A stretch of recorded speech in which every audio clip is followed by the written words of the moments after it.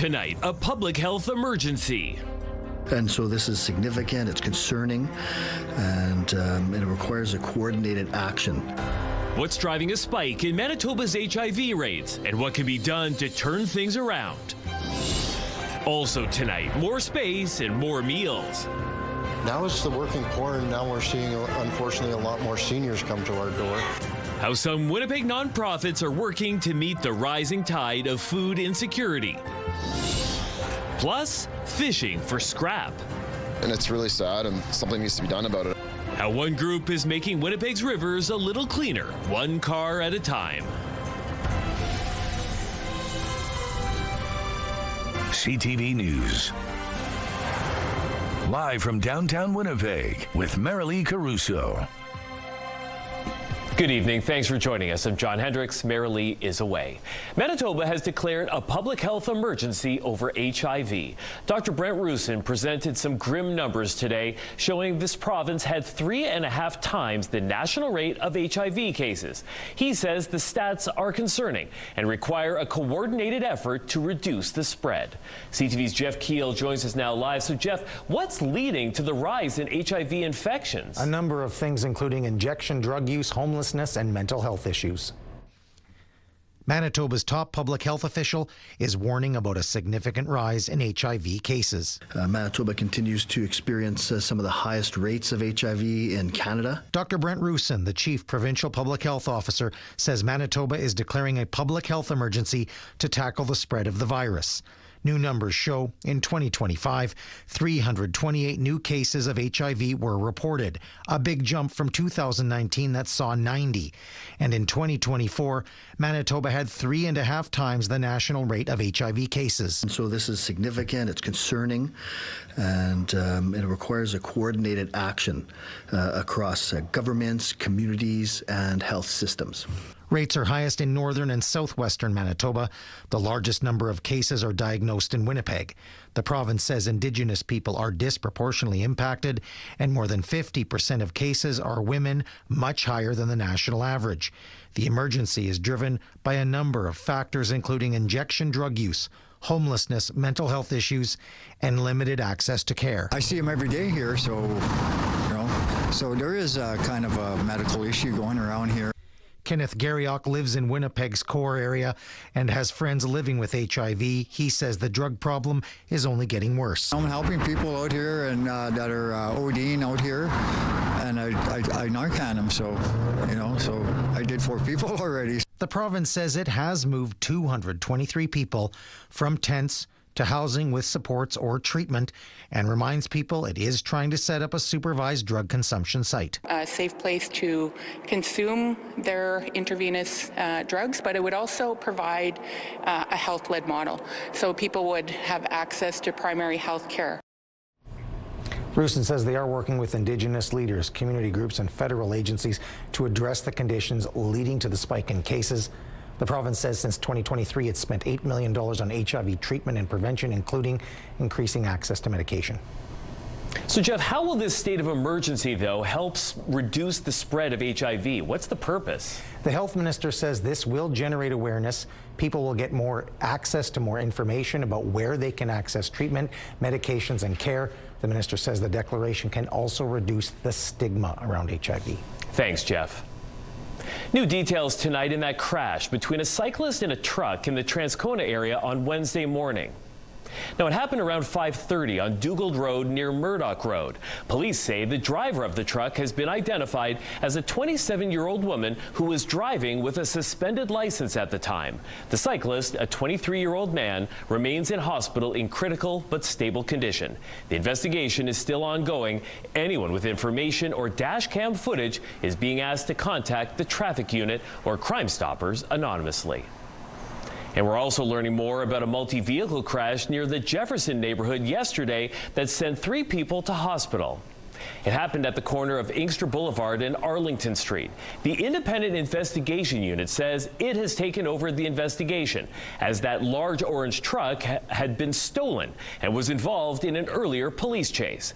The IIU says the driver did not suffer any apparent injuries and is currently in custody. However, 3 other people were hurt, including one who received serious injuries.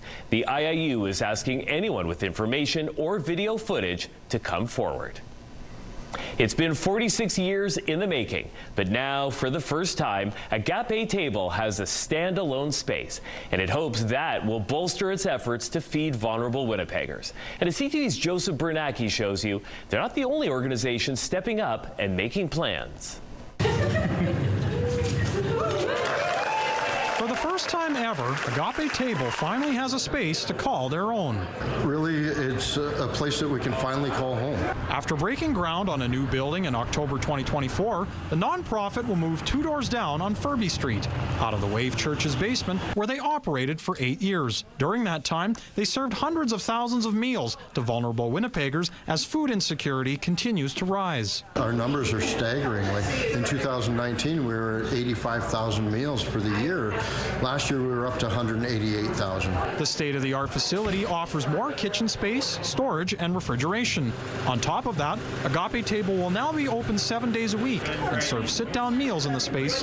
That's the first time they've been able to since March 2020. We're going to get back to that. It's really unfortunate for that many years that we had to serve lunch at the door, but bringing them back inside it's a sense of community. And they are not the only ones feeding the community. At Chalmers Neighborhood Renewal Corporation, every Thursday they give away donated food to 300 people on average. Since they launched the program last fall, people wait for hours to bring home groceries. The costs of fresh produce, fruits and vegetables, astronomical.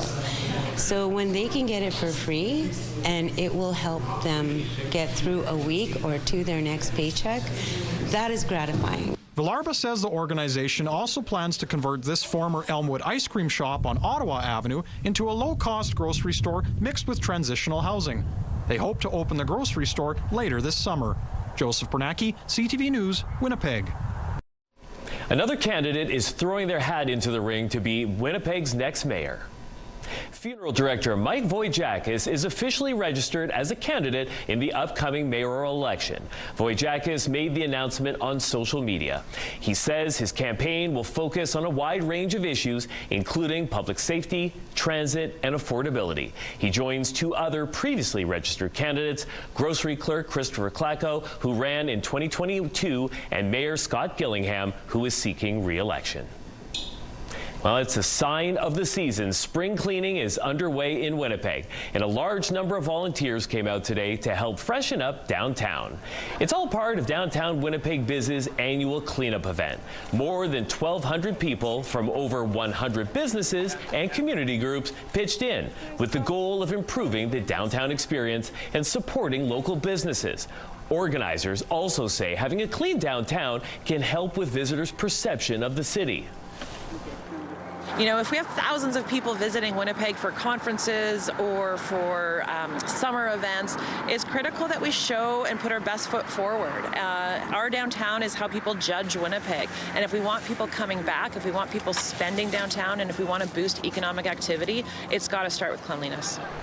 If you'd like to lend a hand, you still can. The organization has created a new program to allow for smaller community cleanups. You can select your preferred time, and Downtown Biz will provide the supplies and guidance. For more information, you can head to their website.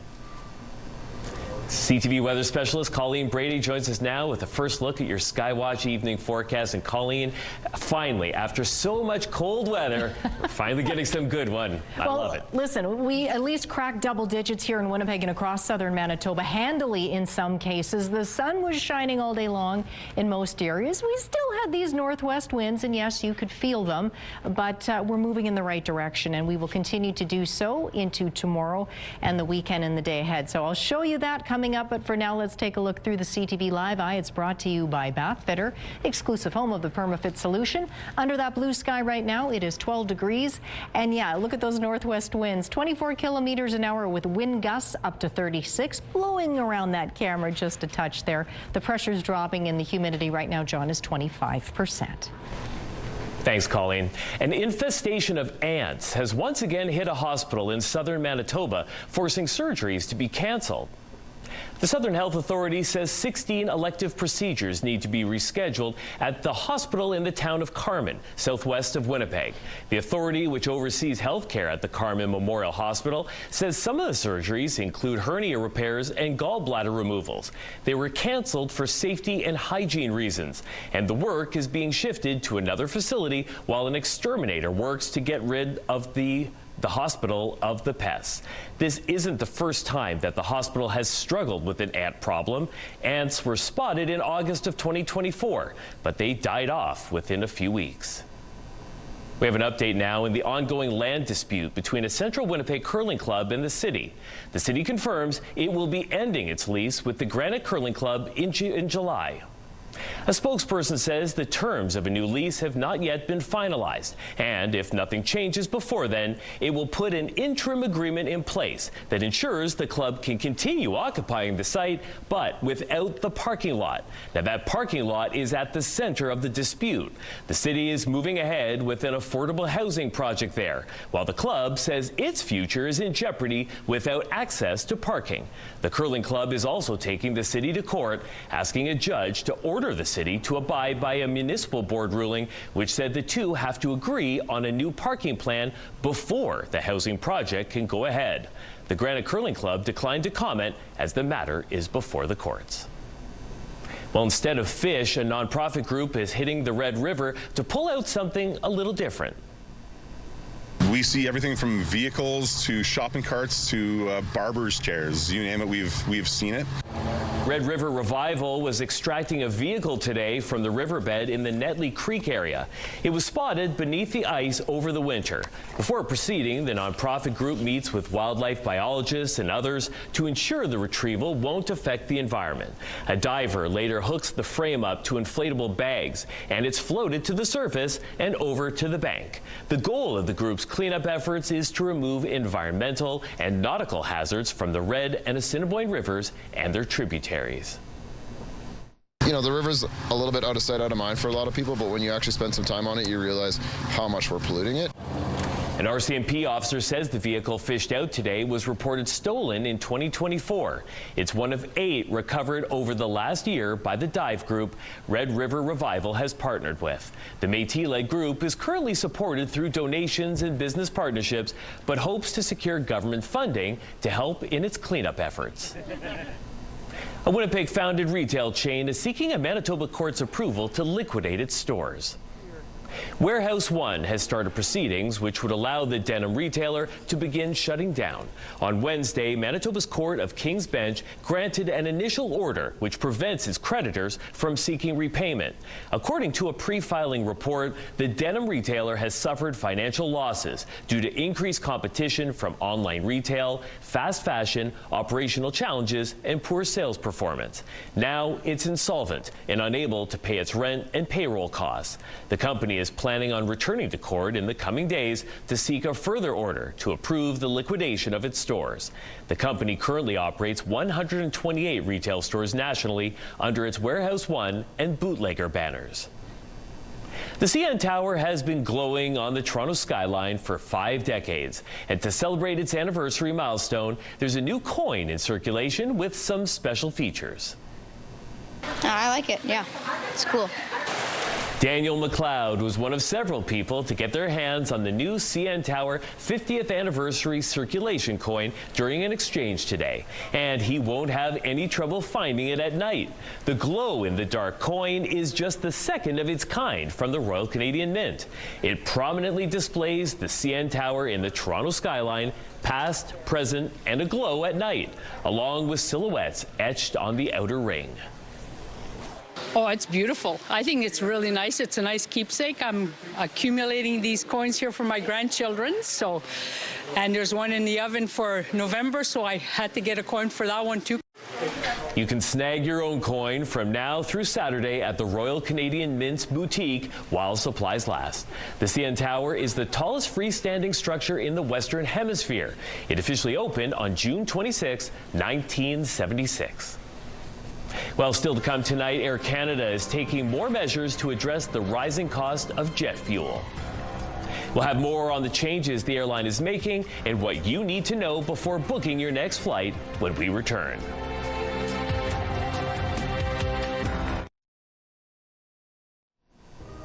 Looking at the markets, crude oil slipped 27 cents. The loonie also closed lower at 73.34 cents U.S. Gold futures added 1660. The TSX lost 125 points. The Dow Jones dropped 313, and the Nasdaq also lost ground. House prices are up, but sales are down. Now that's according to the latest numbers from the Winnipeg Real Estate Board.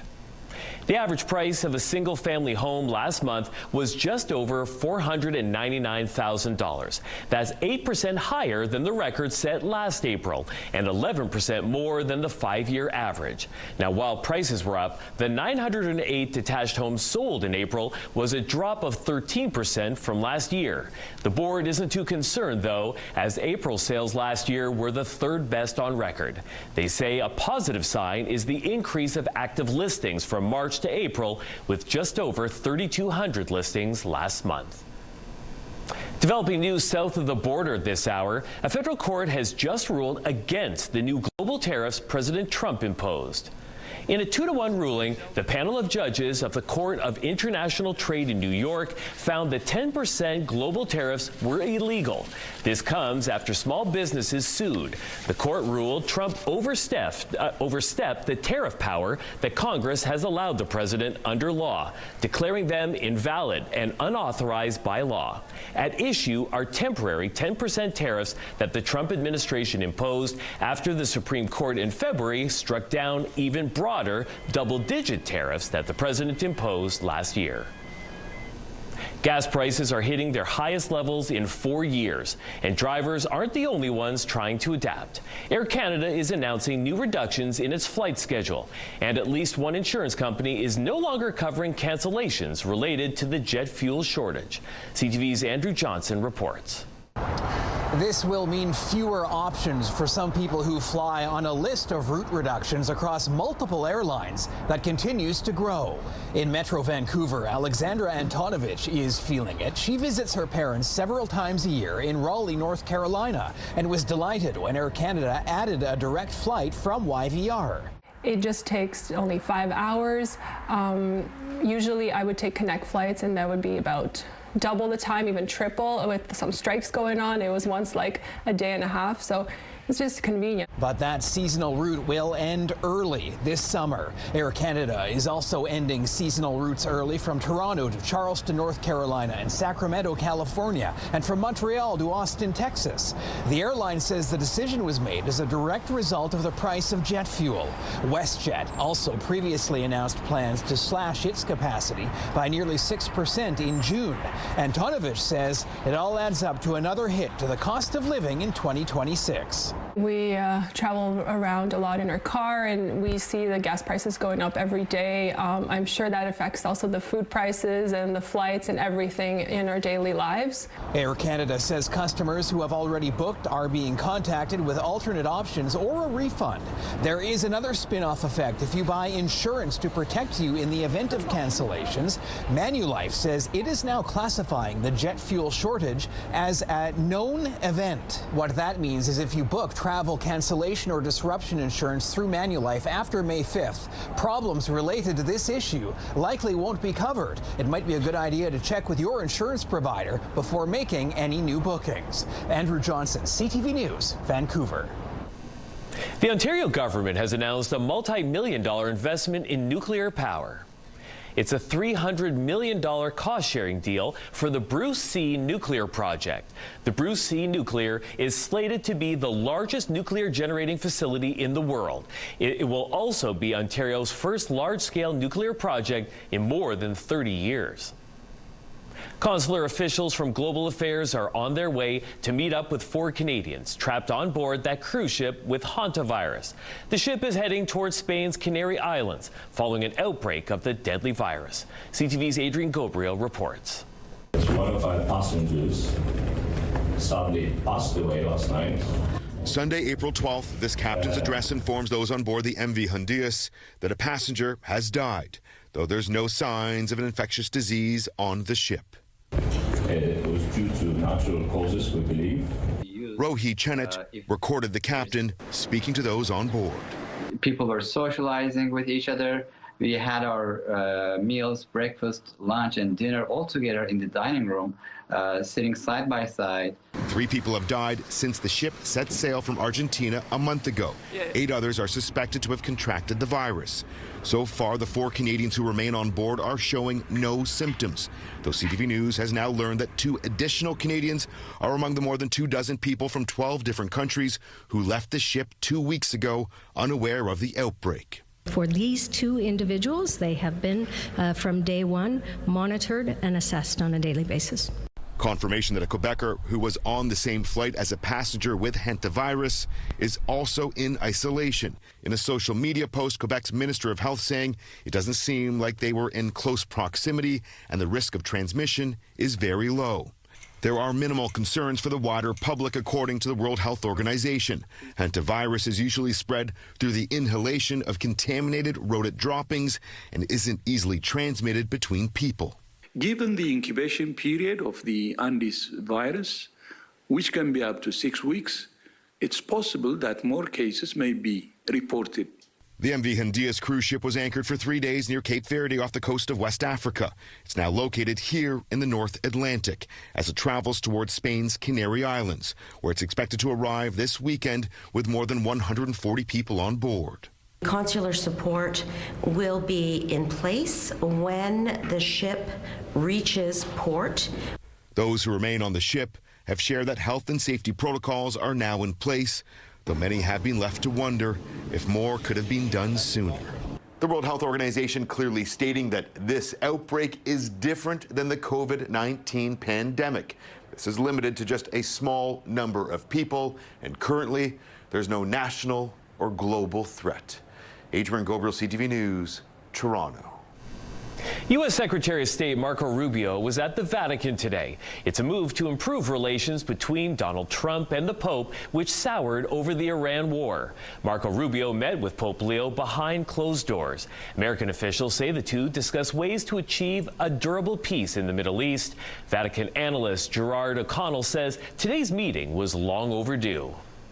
President Trump has never lifted the phone and spoken with the Pope. This is quite extraordinary when you think that President Putin of Russia, President Zelensky of Ukraine, President Herzog of Israel, and many others have spoken with him. So this morning, I think, was meant to be an important meeting where they could talk about many issues on which there has been tensions and indeed disagreements with the Vatican. Rubio will meet with Italian Prime Minister Giorgia Meloni tomorrow. Well, in the Middle East, the U.S. military says Iran launched missiles, drones, and small boats as 3 American destroyers moved through the Strait of Hormuz today. The U.S. says none of its vessels were hit. The attack comes amid the ongoing battle for control of the international waterway. After today's Iranian military action, the U.S. says it carried out retaliatory strikes on assets that were responsible for, quote, unprovoked hostilities. They included launch sites, command and control locations, as well as intelligence, surveillance, and reconnaissance targets. The latest exchange raises further concerns about the sustainability of a shaky ceasefire that began a month ago. Back in this country, word today that there have been more than 42,000 breaches at the Canada Revenue Agency since 2020. The Federal Privacy Commissioner says it's a result of people gaining unauthorized access to or modifying taxpayer information. Philippe Dufresne says there are gaps in the CRA's prevention, monitoring, and detection of and handling of breaches. The agency did not implement mandatory multi-factor authentication in a timely manner and could not always adequately explain how attackers managed to bypass authentication processes. Louise Arbour will be sworn in as Canada's next Governor General on June 8th. She will replace Mary Simon, who took office in 2021. Arbour is a former Supreme Court justice who also served as a UN Human Rights Commissioner and Chief Prosecutor at The Hague. The Governor General is the King's representative in Canada, and King Charles has approved Arbour's appointment. Coming up, Dressed for Success, how one local organization is helping students look their best this grad season and beyond. Not a bad weekend in store, a little unseasonably cool. We should be hitting highs closer to around 17, 18 degrees for this time of year, but I think we'll take 11 on Saturday and Sunday, particularly with the sun shining. A mix of sun and clouds Saturday. We do slip below freezing Saturday night, but sunshine for Mom on Mother's Day, up to 11 degrees. Then we get up to 17 on Monday, clouding over in the afternoon. There is a chance of showers Tuesday with a high of 15. Then we shoot up to 21 degrees on Wednesday under a mix of sun and cloud. High school graduation is right around the corner, but buying or renting formal wear is out of reach for some students. That's why a Winnipeg organization is helping grade 12 students dress for success. CTV's Daniel Halmerson explains. You look like $1 million. This looks fantastic. These grade 12 students are graduating in a little over a month, and they have plenty of things to worry about, like exams and post-grad plans. But finding something to wear to grad won't be a problem. That's because Suit Up Winnipeg is providing them with suits, shirts, ties, and shoes free of charge. Anyone who's graduated or has had a son or a daughter or a niece or a nephew, anybody who's graduated and crossed that stage knows that grad is an expensive time. For the past 11 years, Suit Up volunteers have been collecting gently used formal wear and helping grads to look their best so they won't miss out on their big day. This program allows students who have financial obstacles to be able to participate in a really big event in their life. They had that huge smile on their face. Some parents were telling us, oh, this is the first time somebody's wearing a suit. Suit Up founder Dana Binder says the program isn't just about graduation, though. It's a way to help set up students for future success. The nice thing is most of them come here and say, okay, when do I have to return it? And we say, you don't. You get to wear it to job interviews or any other festivities where you need to be a little bit more fancy. Binder says getting fitted for a suit can be a transformative experience. You see them get a little bit taller. You see the smiles come out a little bit. Their eyes are open wide, and that's what this is all about. Teachers and guidance counselors say the results speak for themselves. This is helping so much with their mental health, and it makes all the families really happy. The self-confidence, the pride that they were feeling in themselves when they looked into a mirror. Grad is a milestone. Grad is a rite of passage, and grad should be inclusive. Daniel Halmerson, CTV News, Winnipeg. Suit Up Winnipeg always has room for more formal wear, and the organization's looking for cash donations too to help keep things running. You can email them at suitupwinnipeg@gmail.com.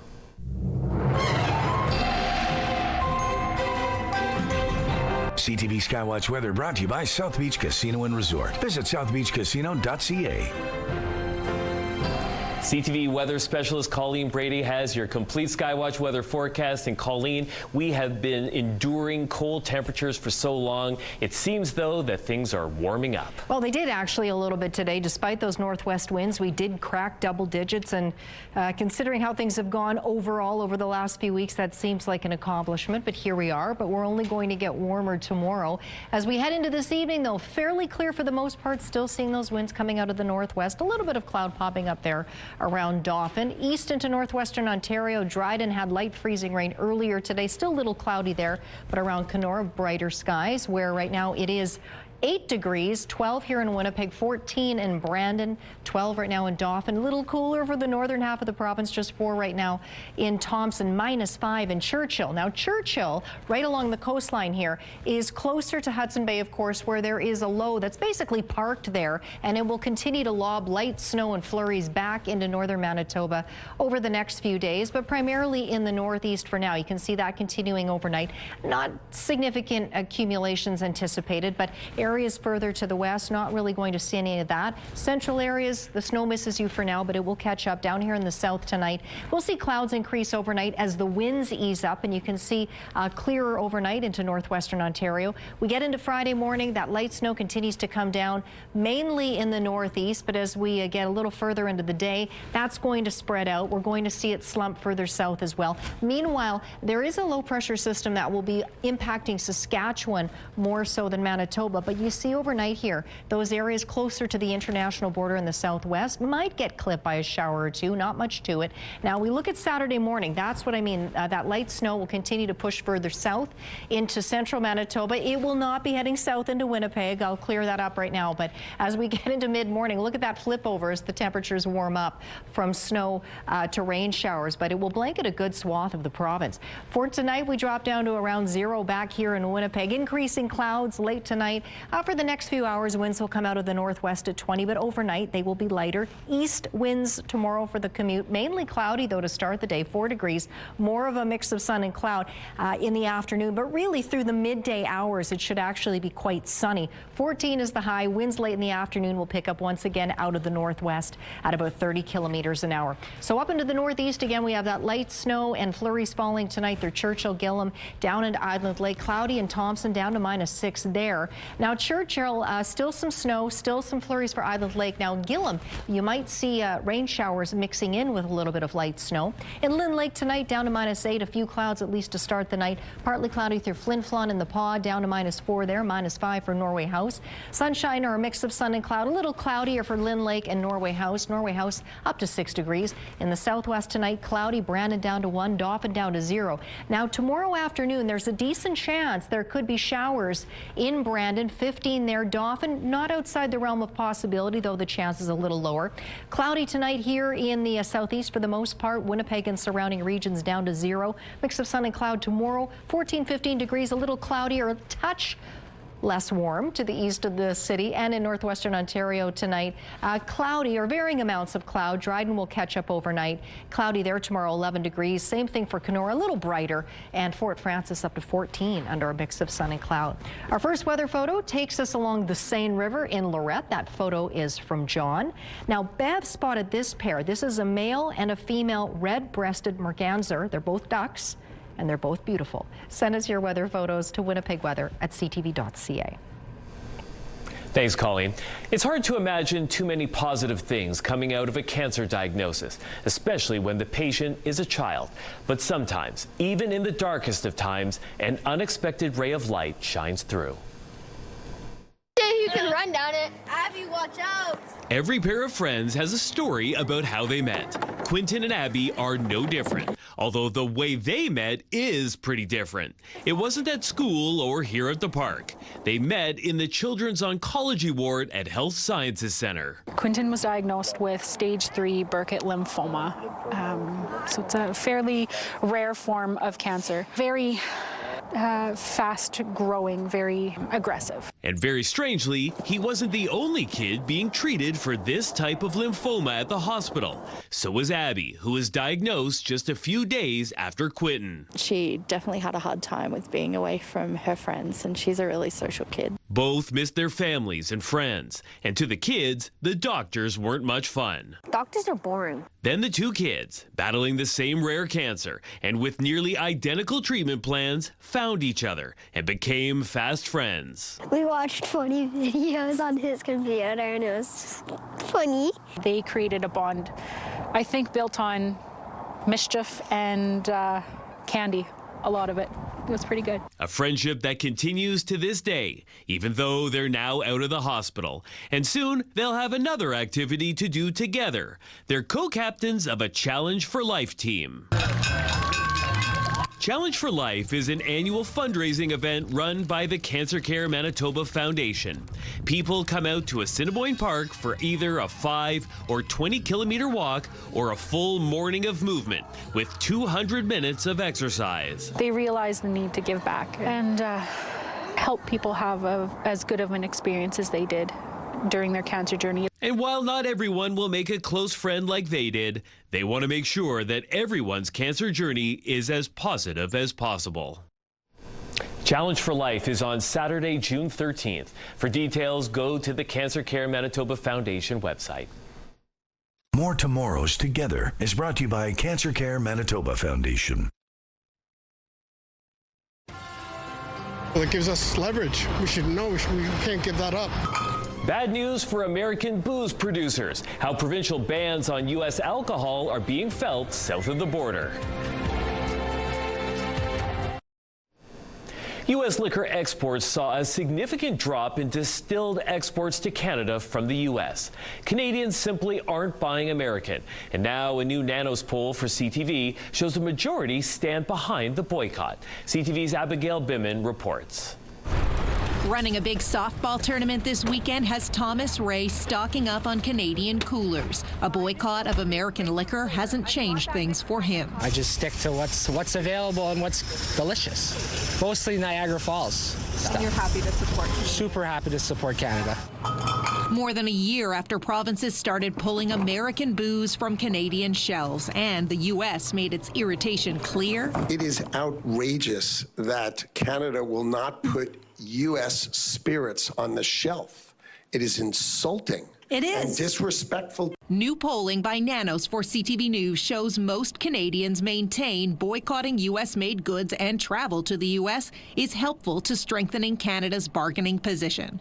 53% believe it's helpful and 29% somewhat helpful. Not much changed when asked the same question in October. I think a lot of this has to do with the fact that there hasn't really been significant progress in the trade discussions with the United States. I don't go there. I mean, I have family there. Haven't visited in a hot second. I won't spend any of my extra money on anything from the United States. Well, it gives us leverage. We should know we can't give that up. I think they should bring back American products, definitely. A good bourbon once in a while never hurt anyone.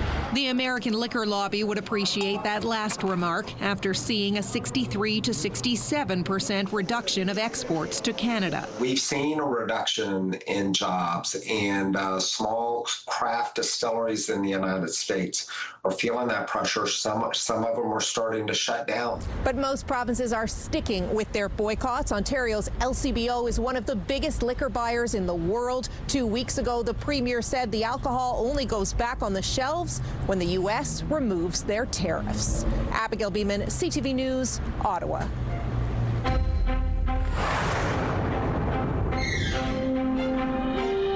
A new study suggests that mixing up your exercise routine may help you live longer.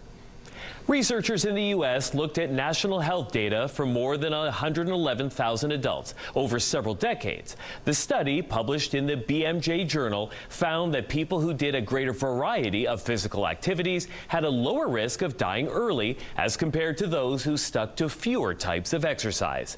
In fact, those who mixed up their routines the most, switching among workouts like walking, running, tennis, and weight training, had about a 19% lower risk of death. Individual cardio activities, especially walking and running, showed some of the strongest benefits, while racket sports and weight training were also linked to better health. A team of scientists at Dalhousie are making major strides in ovarian cancer research. As CTV's Vanessa Wright shows us, they've been working non-stop to get the project ready for clinical trials. This is an inside view of one of Dalhousie's research labs. It's where scientists have come up with a way to use something everyone has to fight against ovarian cancer. We're studying how the immune system works so that we can leverage it to make it work better against cancers in patients. They're studying natural killer cells, also known as NK cells, to make it happen. Natural killer cells are these immune cells that everybody has in their body, and they normally help us to fight off infections. They get rid of cancers before they actually become cancerous. Their plan is to duplicate as many NK cells as they can. When we expand NK cells, we can start with 125,000 NK cells, and we can end somewhere around 10 to 100 million NK cells within 2 weeks. This is where student Miriam Shaban spends most of her time. She's been able to test that theory on live cancer cells thanks to donations from Canadian Blood Services. So if you can see here, the NK cells are kind of the odd-shaped ones. The clumps, they're the little cells, and then the bigger cells are the cancer cells. And so when the NK cells target the cancer cells, they kill them, and so the cancer cells will shrink a little bit. She's a part of the team working around the clock on the project. It's kind of supplemented my learning to be able to do research. It's made me a better scientist, a better student. As for what's next, Dr. Boudreau hopes they can begin clinical trials in the next 3 years and eventually create a new and affordable treatment option for one of the most fatal cancers affecting women. Vanessa Wright, CTV News, Halifax.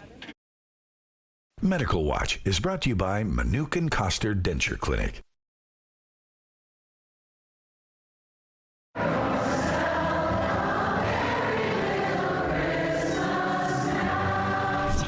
Warm up your vocal cords for the next time the temperature starts to cool off. Plus, if you're wondering what Obama's up to these days, it's a comedic collaboration with Larry David. Spotlight is next.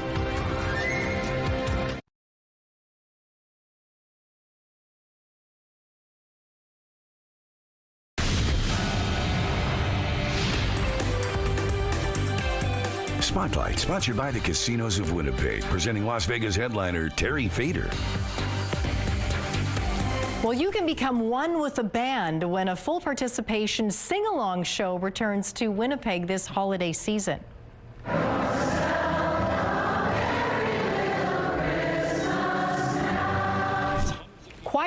Choir is back this December with a holiday-themed performance, Unsilent Night. All ages are welcome to Phil Burton Cummings Theatre and belt out all of your favorite festive tunes. The show is set for December 15th. General sale tickets are available tomorrow through Ticketmaster. A Hollywood actress has co-created a comic book series set in Winnipeg. There's something about Winnipeg that is charming and weird. There's like a weirdness to the city that I adore. And when you start digging into it, that weirdness extends into the past. Kristen Kruk, best known for playing Lana Lang in Smallville, has dreamed up a 5-issue comic book series called Black Star, and it has a historical edge. It's set in the early 1800s, with the beginning of the Red River settlement posing as the story's backdrop. But the events that take place also have a fantastical edge. The foreground is about the beginning of this magical group that end up having an outsized impact on Winnipeg itself and on each other, and it's about the battle to like take down a bad guy, essentially. Kruk said the idea for the tale was dreamt up while shooting the TV series Burden of Proof here in town. She teamed up with her co-star Peter Mooney, who is from here, and writer Eric Putzer to develop the story. Kruk recently posted some work-in-progress images on Instagram, and one of them included an illustration of the Manitoba Legislative Building, which she describes as a key building in the comic book's lore. She said she learned all about the Masonic symbolism and Hermetic code hidden inside the building while doing a tour, which fascinated her and spurred a sense of creativity. The first issue comes out on July 29th, and pre-orders are available now. HBO is out with a teaser trailer for an upcoming history sketch comedy series, executive produced in part by Barack and Michelle Obama and Larry David. I have sat across the table from some of the world's most difficult leaders and wrestled with some of the globe's most intractable problems. Nothing has prepared me for working with Larry David. The 44th U.S. president appeared in the trailer, joking about his collaboration with David on the show. It's described as both celebrating and poking fun at moments in American history 250 years after the country's founding. Life, Larry, and the Pursuit of Unhappiness debuts June 26th. Looks good. Your Thursday night primetime lineup starts with Next Level Chef at 7. Following up is 911 Nashville at 8. Grey's Anatomy is at 9. Then George and Mandy's First Marriage wraps it all up at 10. It's all right here tonight on CTV. It's a very dramatic setting. The sound, the backdrop, the music. It's a pilgrimage no true fan wants to miss. Why Sherlock Holmes fans made the long trek out to these falls in Switzerland when we return.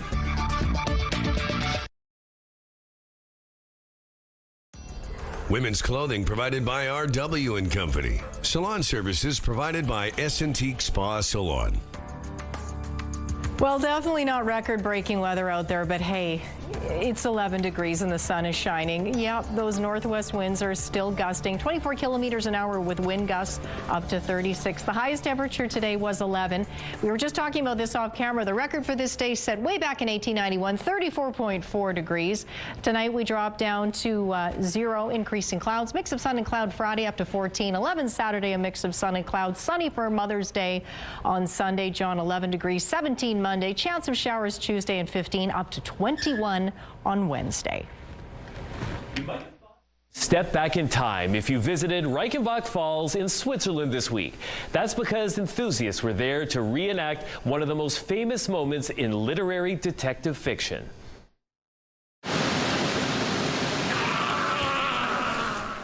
It was this moment in an 1893 Sherlock Holmes story that shocked Victorian readers and briefly appeared to end one of literature's most famous detectives.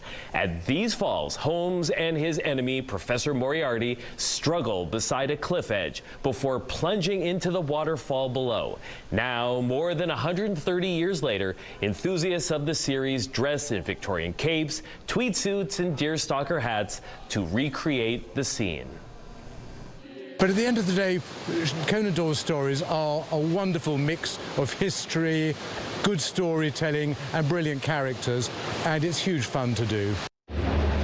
The pilgrimage is put on by the Sherlock Holmes Society of London. It also includes a reenactment of Dr. Watson finding Holmes' farewell letter, as well as the detective's dramatic reappearance, revealing he staged his death.